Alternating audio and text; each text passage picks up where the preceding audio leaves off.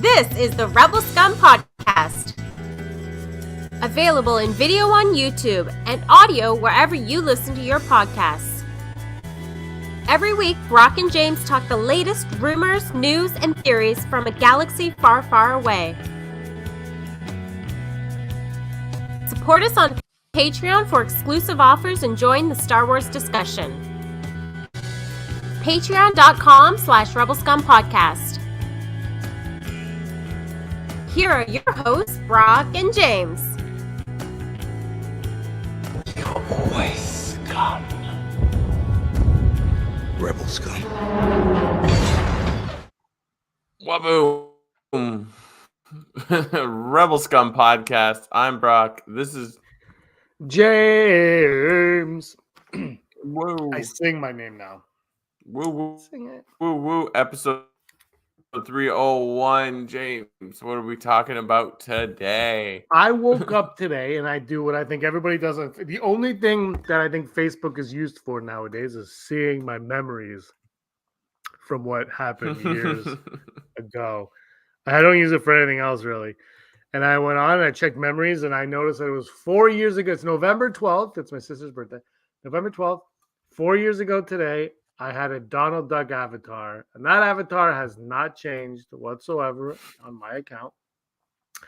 But 4 years ago, Brock, we were introduced to Din Djarin. We didn't know his name was Din Djarin yet. It was the Mandalorian. We got introduced to Grogu. We didn't know his name was Grogu yet.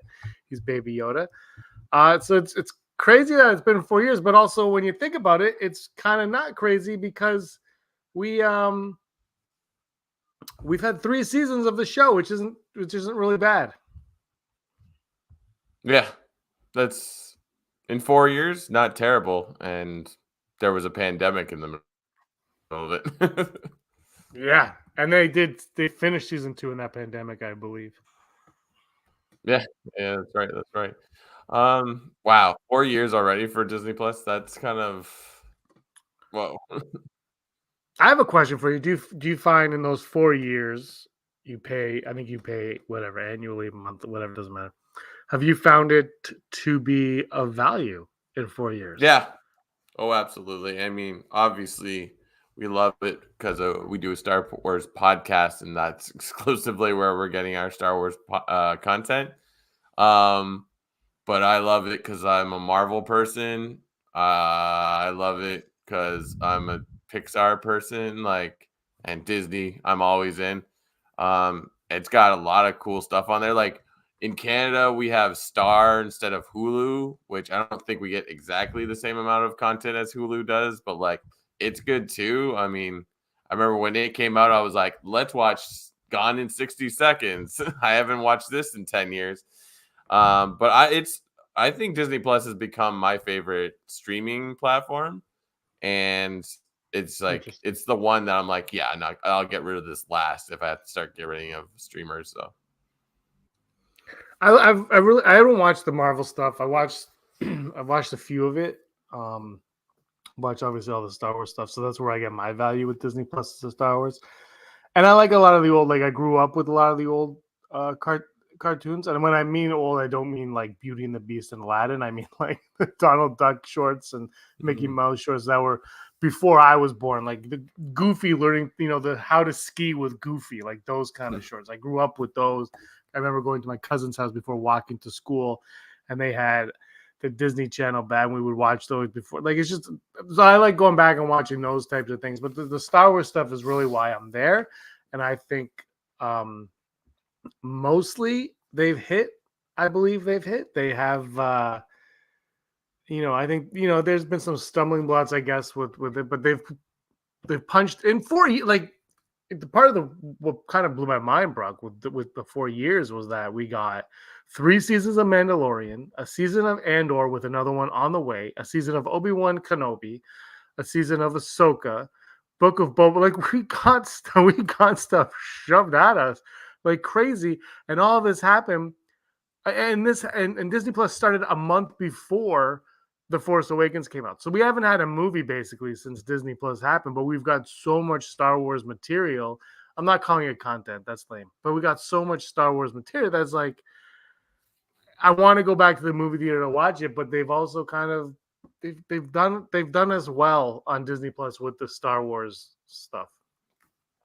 Yeah. No, it's like it's perfect for what they've executed so far. I think it's a huge mistake that they're not making movies, but I mean, in the backlash of the sequels, like perhaps this is a way to win people back to the theaters by like, okay, you didn't like the sequels, but you like Mandalorian. What if we had those people work on the movies as well, which they have not tried yet, but like it's maybe that's the plan. I don't know. It does seem odd. And granted, like it hasn't been the best three, let's call it 4 years of being able to make this transition back to the theaters because for almost 2 years we couldn't go into a theater.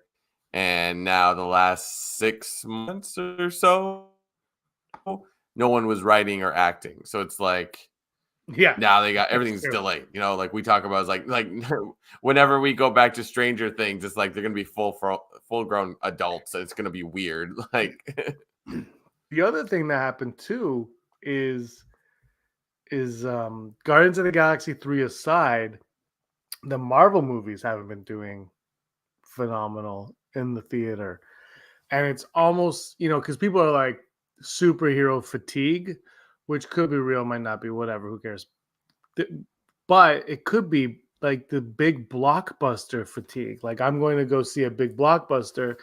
And if you think about those kind of movies, and I'll slide in the Rise of Skywalker in there as well. So there's always like the threat is almost too big.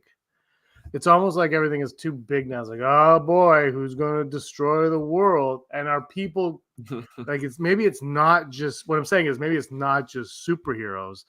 Maybe it's that formula of, well, we're gonna go watch them save the world from some yeah. stupid, like maybe people are just tired of that, and maybe go back to the drawing board and give people a story that they want to go see.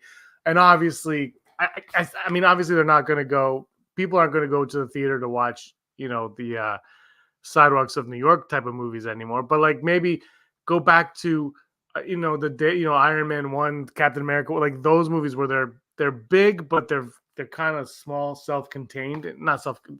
They're small, and they more are about the character within that movie. Because and then that's how the Avengers worked so well, right? Is you had individual movies, and then the Avengers was a big event. Yeah. And I think people maybe that's what is more than superhero fatigue, because now it's like, why am I going to go waste my time on the Marvels when? And I'm not saying, I don't mean me waste my time on them. I just mean people. Maybe people are like, what's the point? Also, Brock, it's going to be on Disney Plus in like 40 days. So why am I going to spend $20 plus $70 on popcorn at the movies when I can watch in the comfort of my own home with some leftover Halloween candy and sit down and pause it when I have to go to the bathroom and let the dog out for a pee? Why would I go see in the theater when they've really kind of, I think that's one of the biggest botches that streaming has made, not necessarily just Disney. And I think Warner Bros. Is kind of stopping that by, first of all, writing off all the movies, but also like Blue Beetle still isn't out on Max, I don't think. But that's to me, that's one of the biggest streaming issues is they're releasing these movies way too soon, and it's formulaic. Like, okay, I wait a month and a bit, it's going to be out. So why am I rushing? Yeah, no, it's like I agree. It's like I don't know if they ever announced that they were like, okay, if it does terrible in the box office, we'll just release it early on stream because then people will maybe we can get back. I don't know if that was ever like announced or people just pieced it together. I think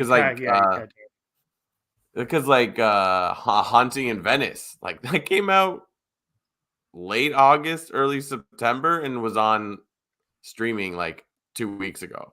Like that's wild. Like and like that's a massive. I mean, maybe the cast isn't as massive as Death on the Orient Express or even Death on the Nile, but it's still like, I mean, those movies must do well enough for us to get to a third movie. Like, and I think he's doing a fourth. and cool. Like I'm all for it. My wife loves it. I'll watch them. Like, well, I think I don't get hyped for him, but anyways, go ahead. No, but I think Haunting though was they were cashing out on Halloween. But it was like it was on streaming before Halloween, which is funny. I mean, maybe that's But perfect. not that. Yeah, like that. So I mean, like I don't know. I think people kind of. Well, I think I told you. Like I've noticed too. Like when a movie doesn't do in the theater in Yeah, Canada, those in Canada, it comes up on digital for yeah. $30 to buy, $25 to rent. If it does well theatrically, it's $25 to buy, no option to rent. And it's kind of like, and I've noticed that that's been the pattern. And then from there, you can kind of base when you're going to be able to buy the movie, and for $10, that's that's how much a digital movie should cost. Yeah, But like yeah, I think people have figured out that pattern. And like, why go see A Haunting in Venice if you know you're going to be able to watch it on Disney Plus next month? it's interesting though.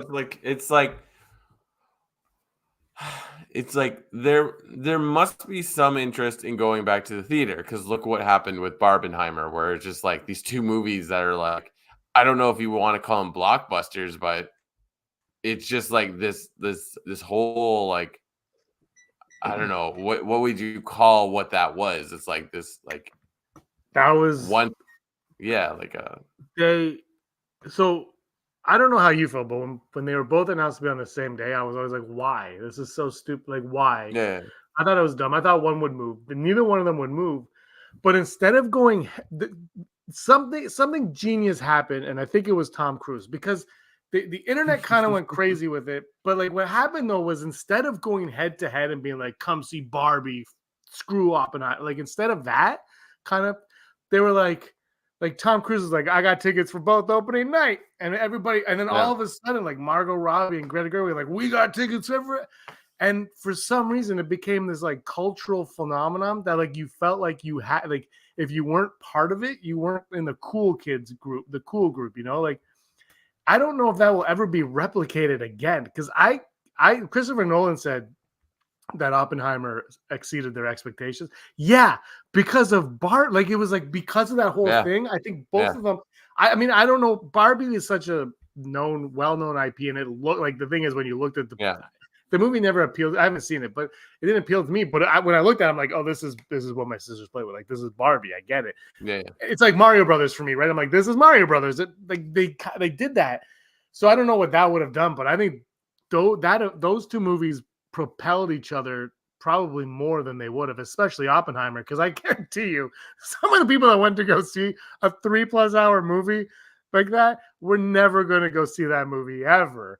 And they did, because it became this cultural phenomenon. Like that is lightning in a bottle for sure. Yeah, like it's just like, I believe that things are very random on the internet. I mean, it's the internet, but like something like the more that grew and grew before even the movie came out, was just like at some point someone had like, I don't know if I want to call it a genius idea, but they're like, what if we did this? And like there was a puppet master somewhere in the background that's like, look, let's just try it. We're gonna put the movie. It's Margot Robbie. It's gonna get, and it's Barbie. It's like people are gonna be interested in this. But then to go where it was, like, and I'm not just saying it was just the Barbie camp. I think it's someone somewhere was like, what if we did this? I would love to see in like 5-10 years or 20 years to be like, this is how we did it, and you're like, wow, like they created a phenomenon. There was T-shirts, there was everything. Yeah. Was like people were all in on Barbenheimer. It was. I don't think we'll ever experience that with anything ever. Just lightning in a bottle. Yeah, and it was fun. It was like there was no animosity. It was just like, I'm like, wow, people are enjoying something. Yeah. Like there are people that didn't like Barbie, people didn't like whatever. That happens. It's all subjective. It's movies, but like the whole thing was no negativity around anything. Yeah, it was just bizarre. It was weird. It was weird, and in a good weird. Like I was there. I didn't watch either one of those movies, but I was all for both of them doing very well, and they both did very well, and that's good. I don't think either one is on digital yet, right? Or am I wrong? You know, no, they're not on streaming, but yeah, Barbie came out in September, I want to say. Like to buy. No, wait, Yeah, to buy. But Barbie came out. Barbie was weird because it was going to come out and then they delayed it, I think, because it was doing so well. They're like, what if we held off? So they did, and then they released it IMAX. But I think I know you can buy it because it pops up all the time. Oppenheimer, I think, is the end of this month, sometime around this That's month. wild. Like, it's just, you think Yeah. it'd be the adverse where it's like, we've made all our money back. Let's just give it to them. I wonder how much Not give it to them, but you know what I mean? Like, I wonder how much Oppenheimer is Christopher Nolan saying, "Don't put this on digital yet. I want people to watch it in the theater," because he left Warner Brothers because he didn't like what they were doing, and so whoever released it was a Paramount, whoever it was. They're probably like, "Whatever you want, you do," because they want his next movie, right? They're like, "We want you to make whatever's next. We want that paycheck." So that's probably how it is. But yeah, I don't think we're ever going to see anything like those two movies again. No, that was like once in a lifetime. You know, I can't even think of something in my lifetime that reminded me of that in the theater, like two movies going head to head. Like, because there was when Batman and Robin came out the same day as my best friend's wedding. Yeah. And my best friend's wedding crushed Batman and Robin, but it was never like a Batman friend wedding, like an event. Like, it was like one or the other, and everybody hated Batman and Robin. And you know, the other one was the rom-com that people flocked to. So was it my best friend's wedding? Yeah, I think it was my best friend's wedding. It might have been Runaway Bride, but I think it was my best friend's wedding. But those two came out on the same day. I remember that vividly because I saw Batman and Robin twice. It's wild. Like, I went to see Barbie in theaters like 2 weeks after it came out in the afternoon during the week, and like, I walked up to the door with my wife, and there were people following us in wearing pink. Like, and the theater was fairly full. Granted, it was the summer, but it's just like, it was interesting. I was like, wow. So I'm like, cool, whatever. But you know, like, so it's like, and you know, I was just thinking, you said Super Mario Brothers. I know you're probably referring more to the '90s one, but I know you like the new one too. It's like, that did well too. I mean, granted, it's a cartoon, so there's probably kids I was talking about this one. I mean, like, for me, Barbie and Mario Brothers, they're both the 1 and 2 highest grossing movies of the year. Yeah, exactly. And when you look, I haven't seen Barbie, so I can't speak to it. Yeah. I didn't play Barbie, but the thing with the Mario movie was the trailer. I saw the trailer. I'm like, that looks like that game that I love. And then I watched the movie. I'm like, well, that was a fun, you know, it was fun, and it was all the things I love about the game, about Nintendo. There's things in there.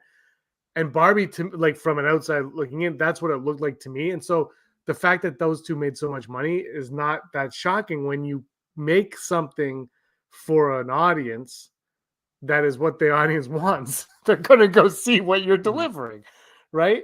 I know Barbie has a message. Mario Brothers didn't, but yeah. It's very interesting how it all works. It's like, and granted, like I said earlier, it's like, there was a writers and actors strike for a good 4 or 5 months, if you want to call it, and now they're both finally done. It's like, so that just everything. That's good, because it's like, it sounds like it's bad, you know. And it just sounds like every other industry where it's like, oh, our technology and how we do things have advanced so quickly in the last 20 years, and we are now just realizing we should have talked this through, but whatever. Like, that's a multifaceted thing, but it's just like, it's clear people do still want to go to the movies. Like, the Marvel's, like, I haven't watched a single trailer for it because I'm like, you know, we've said before, it's like, I'll go see this, so I don't need to see it. I would like to be surprised a little bit. I didn't have time to go this weekend, but it's just like, it is wild. It's like, yeah, they didn't promote it at all. So it's like, numbers aren't, I already think they're already saying it's like, it's not going to work, but I hope to go see it next week or maybe the week after. Like, I don't know. It's like, I would never like agree. Like, someone's like, oh, theater's dead. It's like, I don't think it's dead. I mean, well, like, also here's the other phenomenon of this year. Like, Taylor Swift's Eras tour. It's like, it did really well, and was like, people were going crazy in theaters. Like that was tough. I feel like that's like on its own thing, but totally.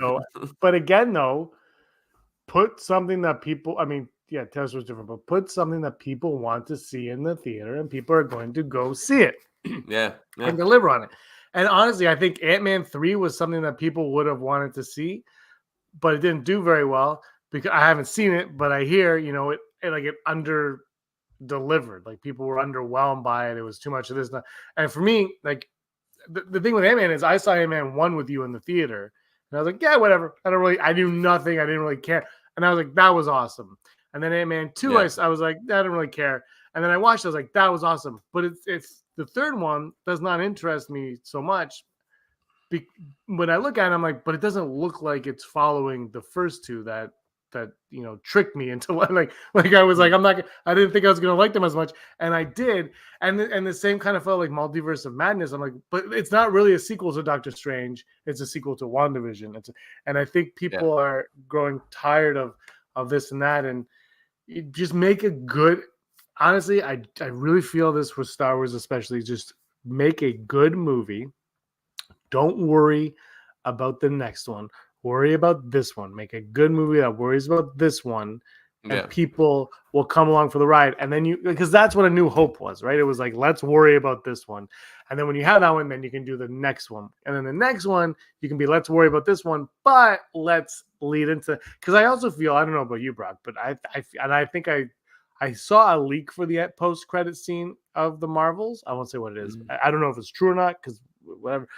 But I also feel like that's getting tiring too. It's like, I don't want to wait anymore. And it's like, the movie ends. I don't know if you do this, but when a movie ends, like I'm texting everybody, like, is there a post-credit scene? Do I have to sit here? It's like, it's getting tiring. And I remember when I was a kid watching movies and, we'd let the VHS run and there'd be something at the end and my sister would be like, oh my God. And like, that was it. Like, it was just something always fun, right?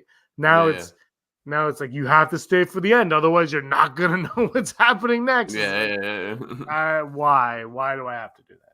Yeah, I Google is like post-credit scenes, whatever movie I just saw. It's usually the first thing I do when when the credits start rolling. Yeah. I don't know. It's oh gosh, I was gonna say something, but and I just like I don't know. It's just weird. It's just like I kind of get why we're still on. Yeah. So I don't. Did you know about this, James? Ahsoka episode 5 was in some theaters. I don't know. Was it in theaters here? I didn't even look because I'm just gonna watch it on TV. I wouldn't. I don't know. And Heidi, maybe she can talk about this. But Brock, I would not go to the movies to watch an episode in the middle of a series. Like it just like. I understand, like maybe the first episode, the first two, but episode 5 of 6 just felt strange to me. Like they're like, hey, the second last episode, go see in the theater. Why? Yeah. Why? Which one is episode 5? Is that the second last one? Or maybe it's because I think it's is it the one with Anakin? Yeah, I think that's so. the one. Yeah, great episode, but why am I going to go halfway through through a series?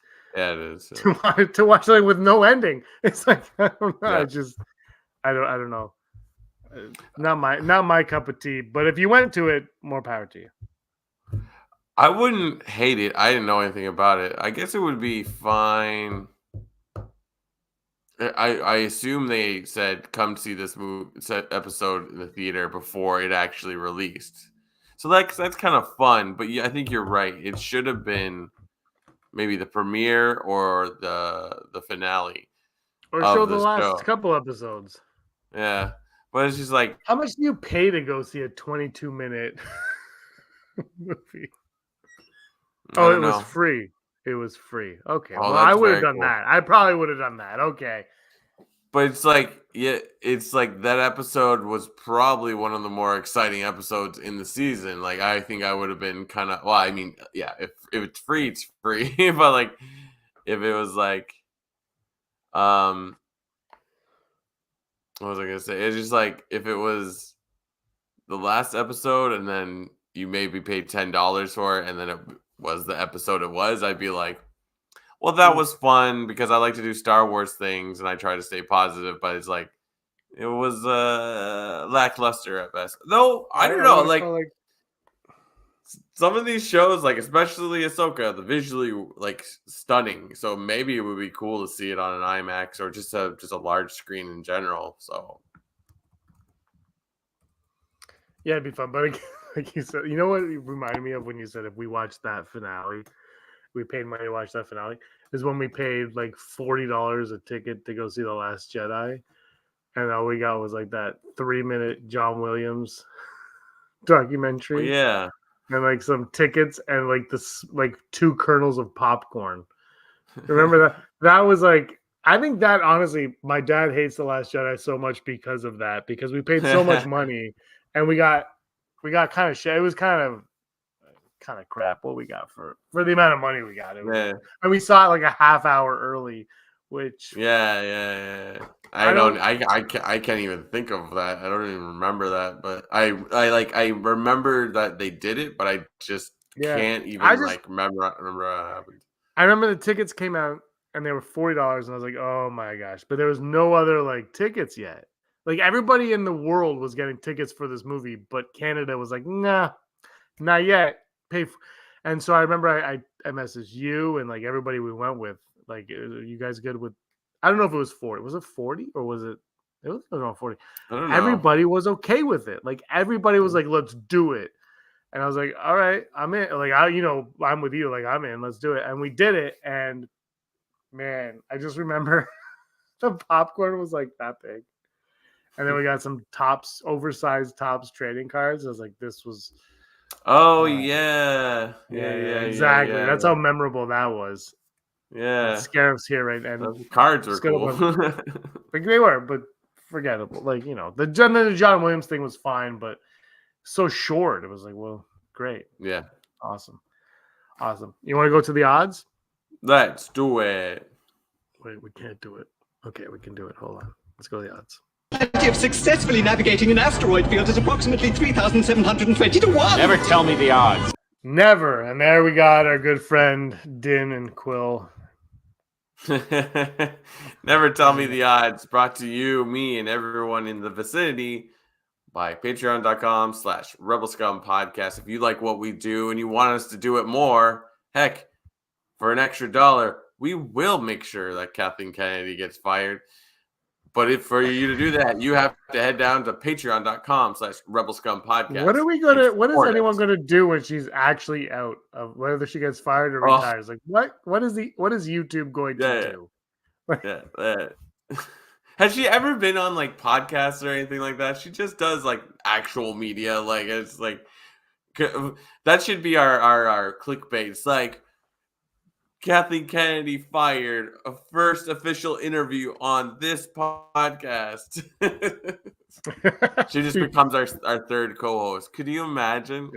She's working at Radio Shack, apparently. She knows nothing about Bluetooth. Nothing. I don't know. She's you know what? I love Temple of Doom, but most people hate it, and it's her fault. Just so you know, she ruined Temple of Doom. She was like, we need to have Kalima. No, we're not sinking. We're crashing.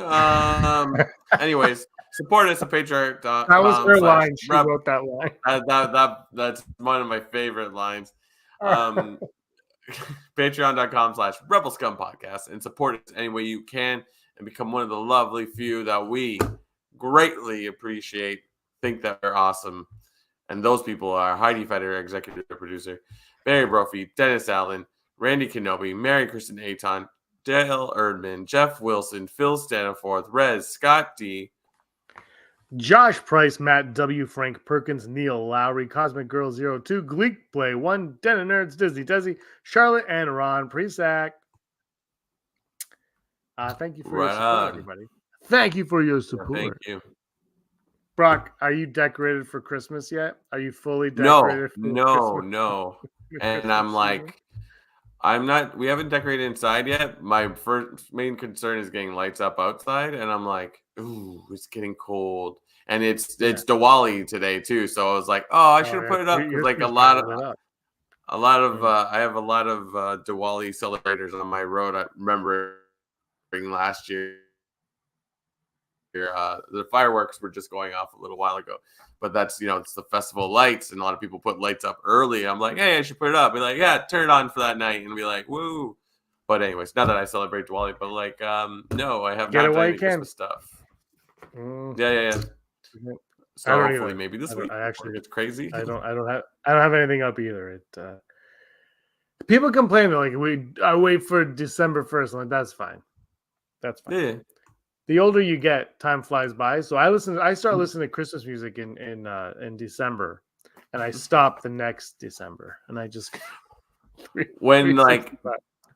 Starbucks and whatever flipped to Christmas Like cups November like the 1st? Yeah. second November 1st, and I was like, I think I went into somewhere where they had done that. I don't know if it was Starbucks, but I think might have had Christmas music playing. I'm like, oh, that's torture to your employees. Like, you had to listen to Christmas music for 2 months. I'm like, There was a store in the mall in like November 1st, like the Christmas music was blast. I remember going to Old Navy in Brampton when I lived there on Halloween, and they were playing Christmas music. I was like, it's Halloween.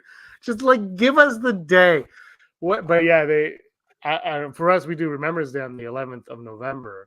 I don't like Christmas music should probably not be played that day.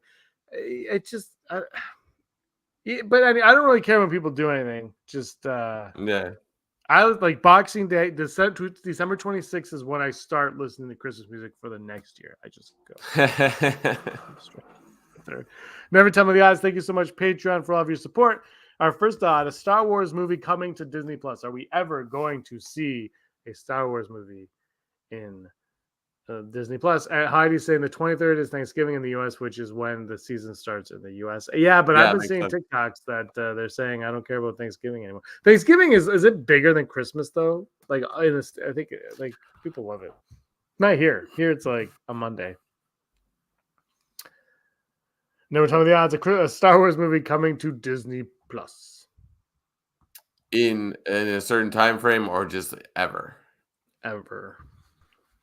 And like it has to be a made for Disney Plus Star Wars. It can't be like episode 10. Is not. I don't see why it couldn't happen. So I'm gonna go 75%. Like it's like, come on, just do it. Like this is just the new version of made for TV movies. Like, yep. Like no. Well, when people complain that they're bad, I'm like, yeah, but it's straight to video. It's like when you used to go into Blockbuster and they have Eric Roberts and all those movies. These are basically what the Netflix movies are, and but they somehow get A-listers in these Netflix movies, whereas straight to video had Eric Roberts. I'm gonna go 70% because I don't think anytime soon, but they will. Like eventually they're gonna cave and it'll be an Ewok movie or something. Our next Never Tell Me the Odds, Brock. Season 2 of Obi-Wan Kenobi. Season 2 of Obi-Wan Kenobi.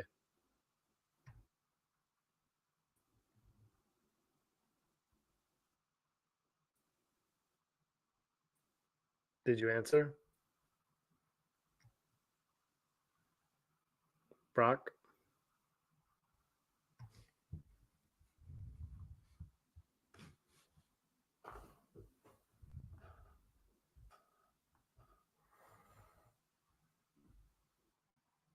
Here I am. Yeah, season 2 of Obi-Wan Kenobi, Brock.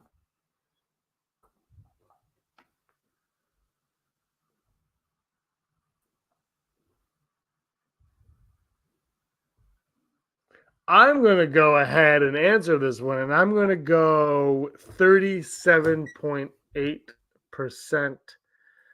Heidi, do you got an odd on this one? What are the odds of an Obi-Wan Kenobi second season happening? For me, it's low. I don't see it being high because I think they said all they need to say. Brock, are you there? Brock's still frozen. Maybe I'm frozen. Is anyone frozen? The world is frozen. People listening are like, what am I listening to? Frozen. Heidi's saying 37.9% on season 2 of Obi-Wan Kenobi. What do you got on season 2, Brock?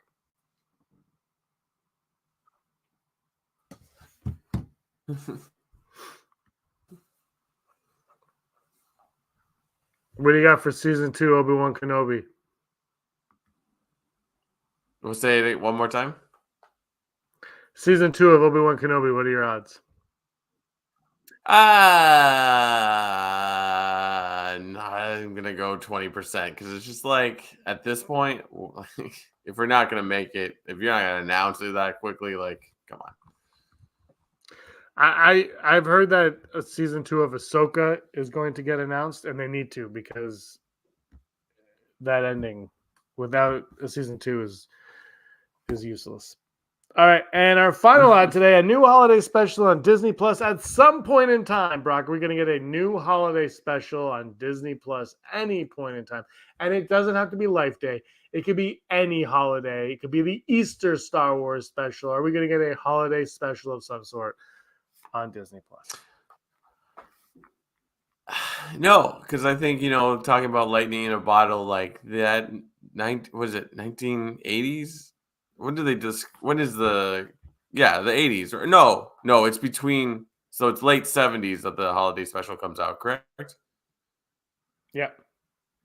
Yeah, like that's lightning in a bottle. Like even if you try, you can't make that thing happen again. Like you could like, it's like, hey, we're gonna try, but they try doing that with like a Lego movie. It's like, it's not gonna happen. Come on.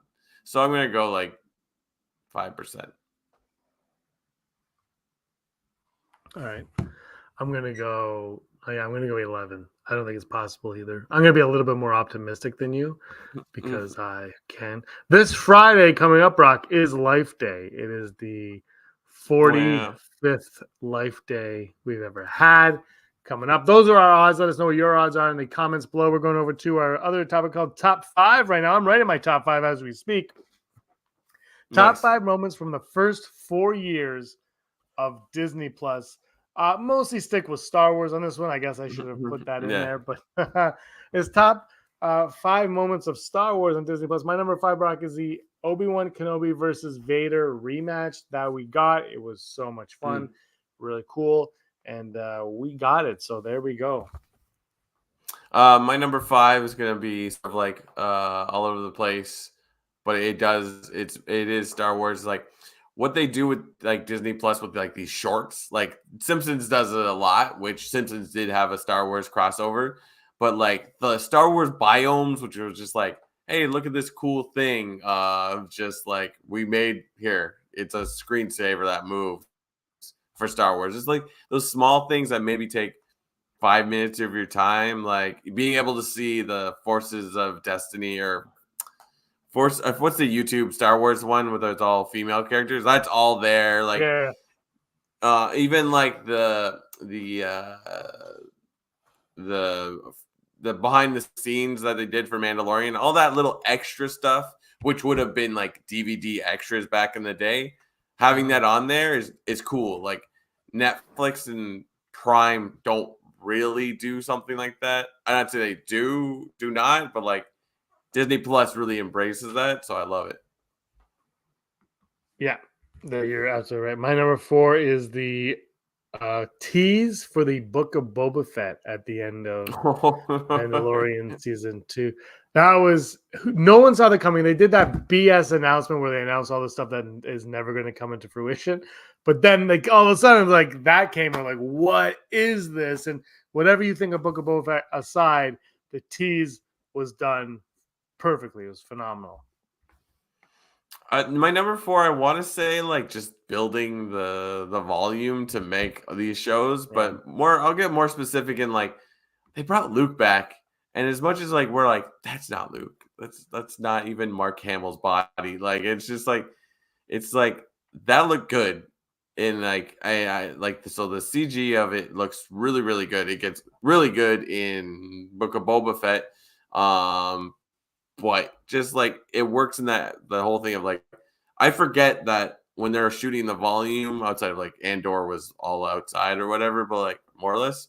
But like I forget that it's like that's an LED wall they're looking at. So it's like the quality of like the show they make now is so cool. Yeah. I love it.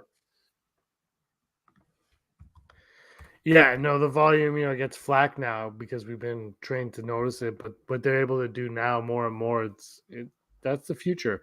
My number 3 is the live action Clone Wars that we got in Ahsoka this year. I thought that was a lot of fun to see. I like getting Anakin Skywalker back. I thought it was great. And the thing is, the reason why it's so high on my list and on my list is just because this is what you can do now. Like this is like Disney Plus gives you the opportunity to do this and to bring these stories that have been told to new audiences, to new viewers who might not sit through animation, who might not sit through that. They're going to sit through this. So that's my number 3.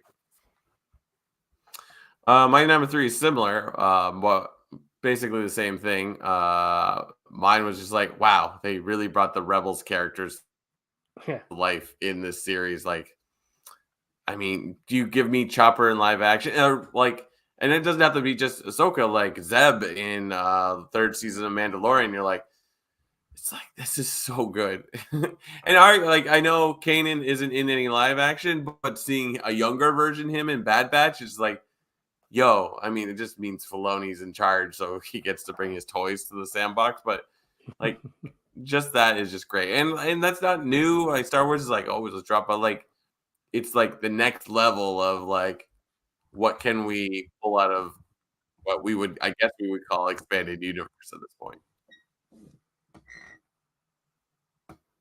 Yeah, that's what these are, right? It's the expanded universe. Dr. Matt Studio from Britain, thanks for stopping by.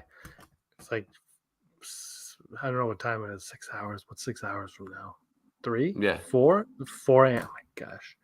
Wow. My number 2, the Mando season 2 finale. Luke Skywalker coming in. It's not just that, though. There was so much going on there. It was a build-up of this whole season. And for me, I love Mando season 3. I know I'm one of 7 that like it. But like it felt like the Mandalorian and Grogu's story kind of ended at that point. It was like that was a culmination. I don't watch the Loki show, but I hear the Loki show kind of ends with season 2. That's what this kind of felt like with Mandalorian. Is you could have ended the Mandalorian story there, and that could have been done. We could have been complete. And so I kind of like that. It felt like closure. It felt like we got a lot going on, and of course, it was so much fun. Yeah, mine is similar. It's a return of another Skywalker. Hayden Christensen back to Star Wars. Like, wow. In not 1 but 2 shows. And it's just like, whew, fantastic. They went from avoiding him to like just using him at every turn. Good call. And my number 1 might come as a shock for everybody, but it's Baby Yoda. Baby Yoda, same. Grogu, same. Baby Yoda, Grogu. The greatest thing to happen to Star Wars since a lightsaber. It was That's Baby Yoda. Like, number 1 has to be something Mandalorian, but like, you kind of, if you're talking about just like the things that launched that put Disney Plus or Disney Plus in its place, or just where like the cool things about Disney Plus as a platform was Grogu. Like, like I can't think of anything else that's been on that platform that is that huge. Like, like it's like I would argue that I would say that like Grogu is like I know it's just a character, but like it's Disney Plus's Stranger Things, where it's like people are coming for that. It's their Game of Thrones, right? People will subscribe for these things, and that's Grogu. Mandalorian, of course, is really what they're subscribing, but like it's for this little critter. Like he's everywhere. Yeah, absolutely. The Grogu was genius, like just brilliant on every. It kind of was like when Grogu was what George Lucas, I think, wanted Jar Jar to be, and then Jar Jar wasn't, and then we got Mini Me, and Mini Me was what he wanted Jar Jar to be, and now Star Wars finally has their Mini Me. Like finally, they got their Ewoks are back. They got their Grogu who kind of runs it all. And, they have the Studio Ghibli short, which I was like, I got to watch this. This looks awesome. What is it? It's 2 seconds of him with some mothballs. I'm like, fine, let's do it. Like Grogu captured everybody's hearts. Everybody loved this little gremlin. And most people, I think, still do. I think some people are like, it's just a marketing tactic. Sure, but he's awesome. It's like marketing tactic. I'm like, they're a business. They're trying to make money, but it's also like he's also the whole emphasis of the show. And they didn't make toys for a year, man. Think Yep. of all the money they lost out on that first year. They would have destroyed that first year. They would have slaughtered that first year. Yeah. Those are our top fives. Yeah. Let us know what your top fives are in the comments below. Grogu, has he still captured your heart? He has mine. I even Mandalorian season 3 where they didn't really know what to do with him. I'm like, every time he was on screen, I'm like, I love Grogu. I don't even care. You can just be there, and I'm good. All right, Brock. 301 episodes of this podcast. How you feeling? Pretty good. Last episode was fun, so I was just like, let's go. And then life got in the way, and we're here on Sunday. Yeah. But We have anyway, we should set this off the top. We got some good stuff coming, some fun stuff coming on Thanksgiving. Andrew's doing a show with a special guest as well, and we've got a show with a special guest and the podcast. We're gonna have a lot of shows that day. So hopefully you can join us on American Thanksgiving. Canadian Thanksgiving, we don't do anything. Yeah. No shows. No shows. All right. Anything else you want to say?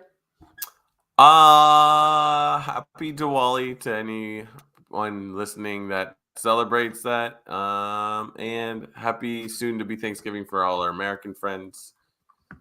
Go Black Friday. Black Friday. Are you going? No, Black Friday is already on now. It doesn't really seem to be. It is. No, but are you going to go to the United States of America for Black Friday? No, I don't think so. Yeah, Black Friday is all month now. Black Friday is early. Yeah, I know. I know. It's November. Just call it the November deal. Yeah, exactly. All right, everyone. Thank you for stopping by. It's awesome. 301. We'll be back sometime this week. Well, we're recording something, but hopefully we're back for episode 302 this week. Brock will talk about it. Yeah, thanks everybody for watching. Brock, you were always scum. Rebel scum. 301 Thanks for watching. episode. Don't forget to give us a thumbs up on Flawless. the video. As always, please subscribe to our YouTube channel, Rebel Scum Podcast, for all the latest videos.